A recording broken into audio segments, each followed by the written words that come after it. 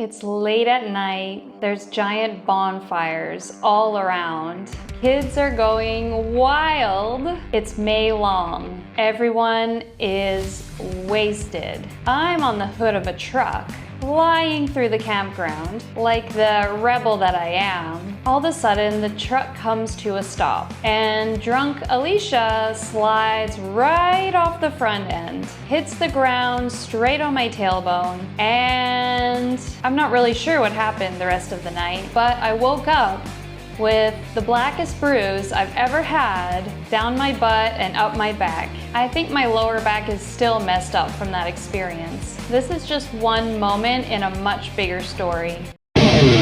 I started drinking to loosen up around my friends. I lived quite a sheltered life for most of my younger years. I was the nice girl, getting good grades. I wasn't very wild. I played sports. I was on the track team. Drinking was my way to break out of my shell. At first, it was fun, social, but then it became something else. Being an empath, I felt everything. Everyone's energy, everyone's emotions. Drinking became my escape from that. I didn't know how to use my gifts yet. It was like flipping a switch and turning off the noise of the world for a bit. Here's the thing about escape. We don't run because we're weak. We run because something feels too big to face. For me, drinking wasn't about the alcohol. It was about needing a break from how much I was feeling and how much I was carrying. The first step is asking yourself, what are you trying to escape? Is it stress, overwhelm, pain you haven't processed? Once you name it, you can start to face it. The vices we hold in our lives have nothing to do with the actual vice. It always stems to a deeper, unresolved trauma,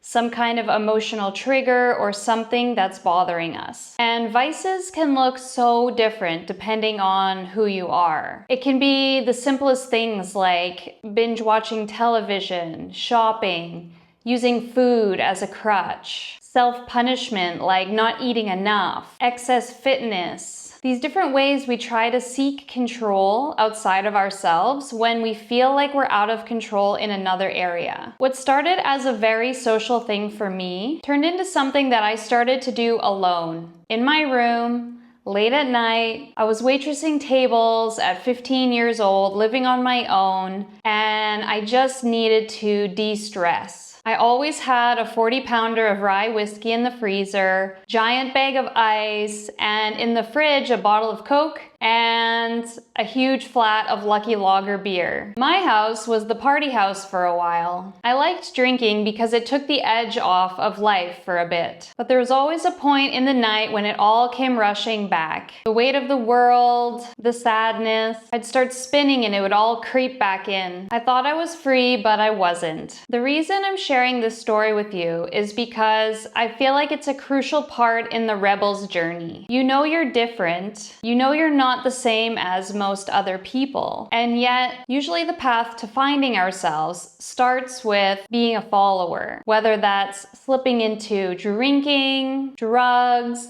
other addictions, or these other ways to mask our heavy emotions. We get lost for a little while in society, trying to find who we truly are. That part of your story is just one page of a greater story being created. And that's why I really wanted to touch on this topic for Rebel Rising, because it's a key part in my story, and I know if you're here, it's probably part of yours as well. This is a topic that we need to touch on more in our society because addictions and vices have become so nuanced. It can be the simplest thing as spending too much time on your phone consuming content, comparing yourself to others, and digging a deep hole in the ground which makes you feel trapped. There's so many ways we're given now to escape and avoid reality. And this is where the first rebel mentality framework comes in. This is low frequency rebellion. And the reason I wanted to talk about this is because I do think our world is in an interesting place. And I think you have the power to create something really amazing. But you won't be able to do that if you don't learn how to reel in your low frequency rebellion tendencies and learn to operate in a more productive, growth-minded way. So I'm not sharing this to shame or to make you feel bad. I'm sharing this because this was a big piece of my journey in reclaiming my power, my voice, and I really want you to have that same experience. So this is a safe space to connect on these deeper topics. We need to talk about addiction. We need to talk about a system that's profiting off of our pain. We need to talk about solutions so that you can start to create the big vision you have for yourself. Your story does matter, and people tell me all the time that I inspire them. I'm just a girl from a small town in Alberta, and look at the life I've created. And honestly, I think it's amazing when people say that, but the truth is,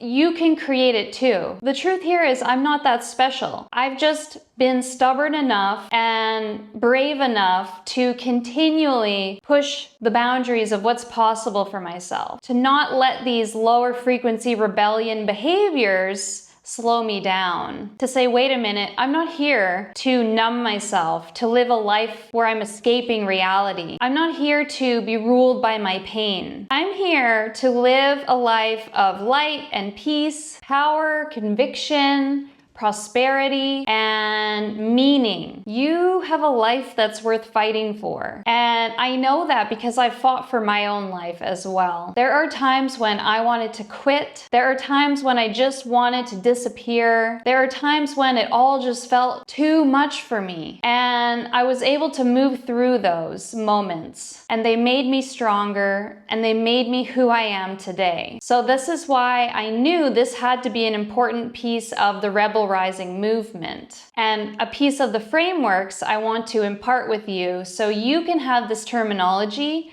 and start to dismantle low frequency rebellion in your own life. Start to take your power back and do something truly incredible that you're proud of. And here's the thing, I know it's scary. I know it's not easy, but freedom isn't given, you create it. And to be honest, to create freedom, it takes hard work. You have to move past the comfort zones that you've created in your mind. You have to move past the certain realities you're used to living in.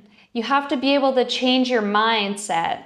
You have to be able to change your identity to become the person you actually want to be. And so part of that journey for me has been dissolving these lower frequency behaviors.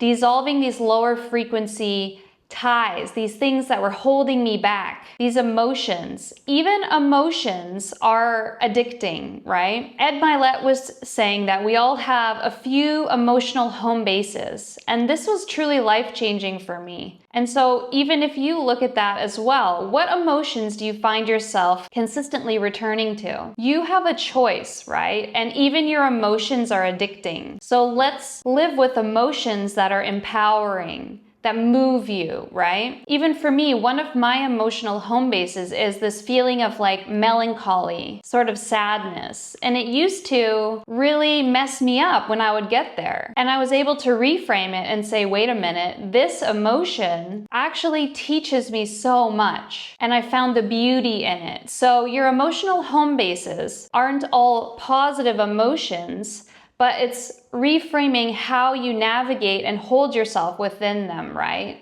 Because life is a balance of light and dark. We can't just feel happiness and joy. You're gonna feel sadness, anger, resentment, and all these other things. But it's who you are and how you navigate yourself within those emotions that matter. Are you gonna let anger pull you into a low frequency behavior of reacting, of spewing your shit on everyone else, of projecting? Or are you gonna allow that anger to be a signal, right? Our pain is a signal. You don't need to react to it. You just simply see it for what it is. A signal making you look at it. Are you gonna let those emotions pull you into a low frequency behavior? Or are you gonna learn how to respond to these different aspects of life, addiction, obsessiveness, vices, anything like this, evolve, learn a set of tools, and be able to respond in a place of power and a growth mindset, which is high frequency rebellion. Fast forward to 2021. I am on a yacht in the Caribbean in Mexico. The water is blue as ever. The sand is white. The sun is shining. I'm on this boat with all of my best friends from the area. We are having the time of our life, and I spent good amount of time putting this event together. We had everything stocked with food, alcohol, music, sea-doos, the whole 9 yards, right? And I get wasted. Actually, every single person on that boat was drunk because I was pouring champagne down their throats. And Party Alicia came out that day. I hadn't been drinking much in the years before like I was as a teenager, but it had seeped back into my life a little bit. And on this boat party, I blacked out. Actually, most people on the boat did, and I don't really remember getting home, but I'm told that I was ugly crying the entire way. This was my wake-up call. I didn't want to be that person anymore. I had a few instances that year where I was ugly crying. I didn't want to be the person bleeding my emotions over everyone, especially when alcohol was in the picture. So I took that as a sign and I quit drinking immediately. I have not had a sip of alcohol since. I got my shit together, I started therapy, and I started looking at the root of my pain. Addiction, or any vice, can feel like a problem that you need to solve. But like I was sharing earlier, what if it's a signal? A signal pointing towards the parts of yourselves that are asking for healing. The parts of yourself that you have been avoiding, repressing. For me, alcohol wasn't the problem. It was the alarm bell waking me up to what needed my attention. If you find yourself struggling with some kind of vice right now, a crutch, a dependence that you feel like you need to get through life right now, I want you to ask yourself, what is this trying to tell me? What part of me needs care, attention, or healing? It got to the point in 2021 when life already felt so difficult for me. Even if I wasn't drinking, getting out of bed was hard.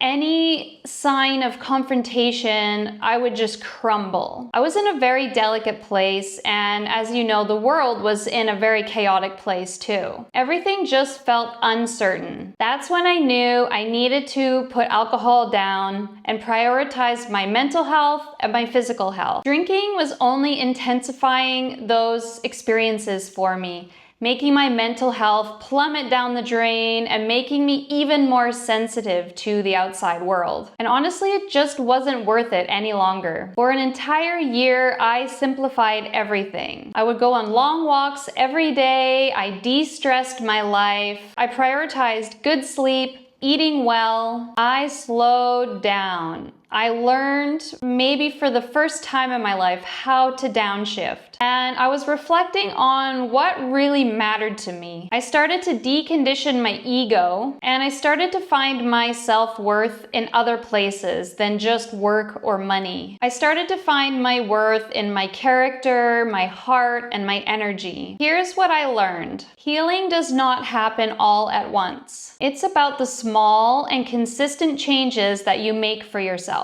Those small choices made every single day add up to a big transformation.